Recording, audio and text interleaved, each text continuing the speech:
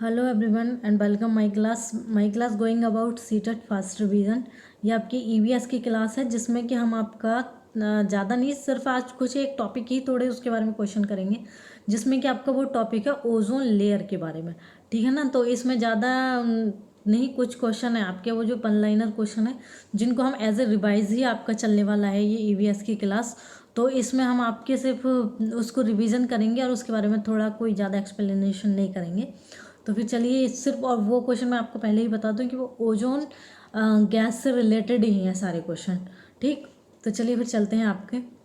देखिए ये है आपका ओजोन परत मुख्यतः जहाँ अव्यवस्थित रहती है वह है, यानी कि जो हमारी जो आपका पृथ्वी की जो लेयर्स हैं उसकी जो परत है आपकी, मतलब हमारी पृथ्वी कई भागों में आपकी बांटी जाती है, 4 भागों में।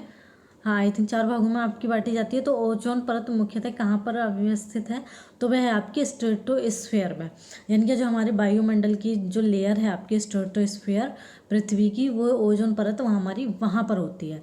ठीक, तो उसमें दूसरा है आपका स्ट्रेटोस्फीयर जिसको समताप मंडल कहते हैं। आपका क्षोभ मंडल होता है, समताप मंडल होता है, उसी तरीके से 2 और मंडल भी होते हैं। तो ये पृथ्वी के निचले हिस्से में पृथ्वी से लगभग 10 से 50 किलोमीटर की ऊंचाई पर आपका अव्यवस्थित रहता है ओजोन परत। ठीक है ना। तो ये आपकी ओजोन परत कहाँ पर है व्यवस्थित, तो स्ट्रेटोस्फीयर।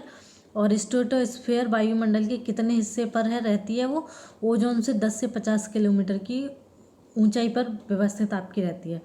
ओजोन परत पृथ्वी से करीब कितनी ऊंचाई पर है, तो वो 20 किलोमीटर की आपकी ऊंचाई पर है।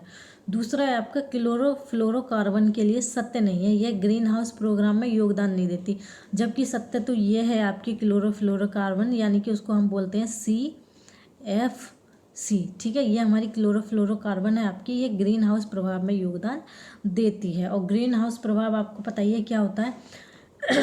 ग्रीन हाउस प्रभाव आपका वो होता है जो कि आपके हमारे यहाँ का जो वायुमंडल ताप जो बढ़ रहा है वो ग्रीन हाउस प्रभाव की वजह से ही बढ़ रहा है। चलिए फिर आगे चलते हैं थोड़ा सा।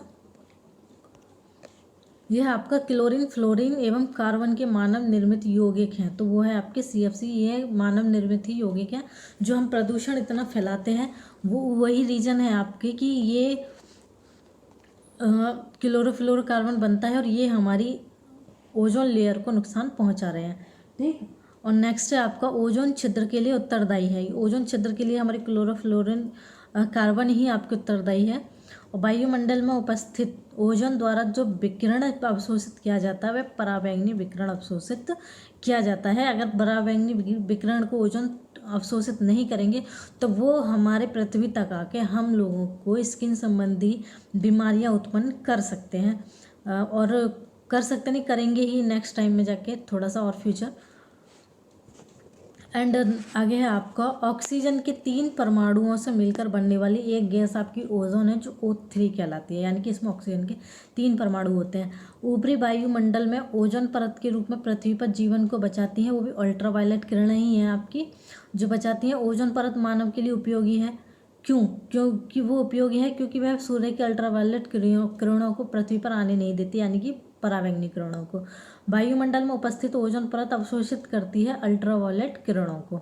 ठीक, और यह आपके सूर्य से आने वाली हानिकारक पराबैंगनी विकिरण कारण हो सकता है, वो त्वचीय हमारी जो स्किन कैंसर है उसका कारण बन सकती है। अगर ओजोन लेयर हमारी पराबैंगनी किरणों को नहीं रोकेगी तो वो हमें स्किन कैंसर यानी कि त्वचा का कैंसर का कारण बन सकती है।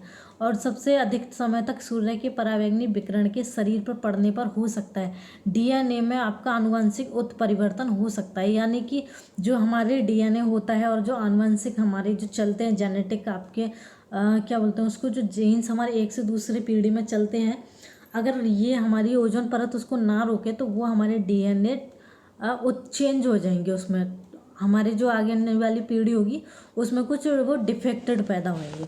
ठीक, एंड नेक्स्ट है आपका ओजोन परत संरक्षण दिवस कब मनाया जाता है, तो ये मनाया जाता है आपका 16 सितंबर को। ठीक, क्लोरीन, फ्लोरीन एवं ऑक्सीजन से बना मानव निर्मित गैसीय एवं द्रवीय पदार्थ है जो कि रेफ्रिजरेटर एवं वातानुकूलित शीत यंत्रों में शीत कारक के रूप में प्रयोग करता है, तो वो क्लोरोफ्लोरोकार्बन ही होता है। जो ज़्यादा फ्रीज का यूज़ होना आजकल हमारे ओजोन लेयर के हानिकारक है, और ज़्यादा एसी का यूज़ करना भी हमारे एनवायरनमेंट के लिए बहुत ही हानिकारक है। चलिए आगे, आपका वायुमंडल के ध्रुवीय भागों में ओजोन का निर्माण धीमी गति से होता है, अतः ओजोन के क्षरण का प्रभाव परिलक्षित होता है, वो ध्रुवों के ऊपर होता है।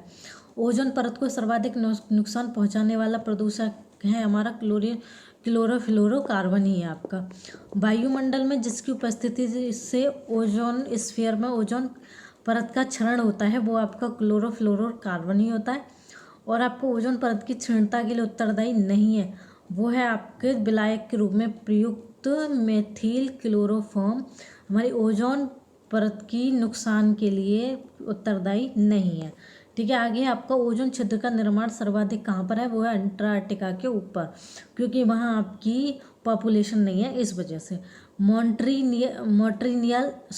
मॉन्ट्रियल प्रोटोकॉल जिसके क्षरण से संबंधित है वह आपका ओजोन परत, यानी कि जो ओजोन परत जो हमारी टूटती है उसको हम मॉन्ट्रियल प्रोटोकॉल कहते हैं।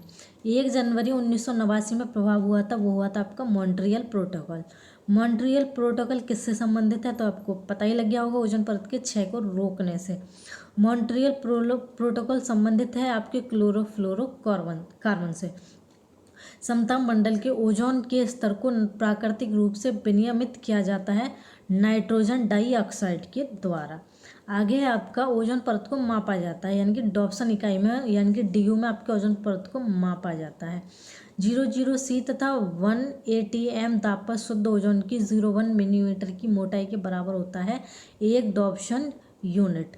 क्लोरोफ्लोरोकार्बन जो ओजोन हासक पदार्थों के रूप में चर्चित है, उसका प्रयोग कहाँ पे होता है क्लोरोफ्लोरन का, ये होता है आपका सुगठे फोम के निर्माण में, यानी कि जो फोम जो बनती है उसमें हमारा क्लोरोफ्लोरोकार्बन का यूज़ होता है एरोसोल कोर में दाबकारी एजेंट के रूप में तथा विशिष्ट इलेक्ट्रॉनिक अवयवों की सफाई करने के रूप में। जो हमारे बिजली के सामानों की जो सफाई होती है वो इसी से होती है आपकी क्लोरोफ्लोरोकार्बन से। ठीक है, आगे है आपका एक अत्यधिक स्थायी यौगिक जो वायुमंडल में 80 से 100 वर्षों तक बना रह सकता है, वो आपका क्लोरोफ्लोरोकार्बन ही है, इसलिए इसका यूज जितना हो सके उतना कम करना चाहिए। एंड आगे हमारा क्लोरोफ्लोरोकार्बन, हेलोन्स तथा कार्बन टेट्राक्लोराइड तीनों ही पदार्थ हैं, ये क्या है आपका ओजोन रिक्ति कारक। नेक्स्ट है आपका CFC, हेलोन्स तथा अन्य ओजोन रिक्ति कारण रसायनों जैसे कार्बन टेट्राक्लोराइड के उत्पादन पर रोक लगाई गई है। वो आपकी मॉन्ट्रियल प्रोटोकॉल के अनुसार ही आपके इस CFC, हेलोन्स वगैरह जो दे रखा है इस पर रोक लगा दी गई है आपके उत्पादन पर। ये है आपकी लास्ट, आई थिंक लास्ट है या लास्ट टू सेकेंड आपकी स्लाइड है, आई थिंक ये आपकी फ्रिज में जो गैस भरी जाती है वो होती है आपकी मैफ्रॉन। ठीक है ना, जो फ्रिज में हमारी गैस भरी जाती है उसको हम मैफ्रॉन बोलते हैं। और प्रशीतक के रूप में बड़े संयंत्रों के में प्रयुक्त जो होती है वो अमोनिया होती है आपकी। सर्वप्रथम वर्ष 1985 में टोटल ओजोन मैपिंग स्पेक्ट्रोमीटर की मदद से अंटार्कटिका के ऊपर ओजोन छिद्र का पता लगाया था, वो एक ब्रिटिश दल ने लगाया था। ठीक है ना, सबसे पहले जो हमारी ओजोन में छिद्र हुआ था उसको सबसे पहले कहाँ पर किसने पता लगाया था, वो ब्रिटिश दल ने। तिब्बत पठार के ऊपर वर्ष 2005 में ओजोन आवामंडल का पता लगाया था, वो GW केंट मूर ने आपका पता लगाया था। ये हमारी लास्ट है, ठीक है ना, लास्ट क्वेश्चन से 2। मनुष्य में खांसी, सीने में दर्द उत्पन्न करने के साथ साथ फेफड़ों को भी क्षति पहुंचा सकता है। ये O3 का उच्च सांद्रण है जो कि हमारा ओजोन के साथ साथ हमारे फेफड़ों को भी नुकसान पहुंचा सकता है। और आगे आपका सूर्य के उच्च आवृत्ति के परावैंगनी प्रकाश के 93 से 99% मात्रा अवशोषित कर लेती है, जो कि पृथ्वी पर जीवन के लिए हानिकारक है, वो भी आपका ओजोन परत है। ठीक है ना, तो आपको इससे थोड़ा सा समझ में आ गया होगा कि हमारी जो ओजोन परत है वो ह्यूमन लाइफ के लिए कितनी इंपॉर्टेंट है। तो हमें उसको बचाने के लिए ये ध्यान रखना चाहिए कि हमें अपने जो CFC है क्लोरोफ्लोरोकार्बन, ये आपको कम से कम इसको यूज़ करा जाए, कम से कम इसको प्रोड्यूस किया जाए। ठीक है ना, तो ये थी हमारी वीडियो आज की, and thank you so much for watching this video, and bye bye, have a good day.